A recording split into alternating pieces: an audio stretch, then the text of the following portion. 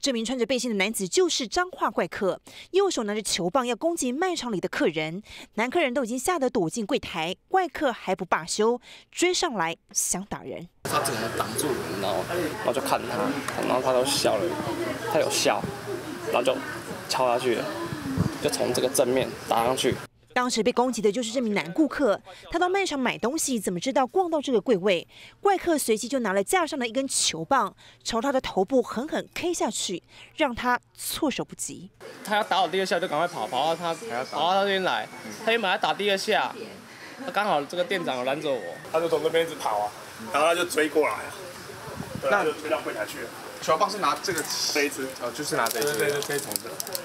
幸好有店长出手相救，怪客才匆匆离开。不过攻击事件还没完，他走出卖场，在市区马路等红灯，又无缘无故动手对一名男骑士呼巴掌，紧接着骑单车骑到一半，又搬起整台脚踏车砸向一对母女。我比较担心其他那一些人呢、在外面，因为有一个妹妹是被徒手打巴掌，打到那个打到这个脖子这边，听说他那个伤还有点严重。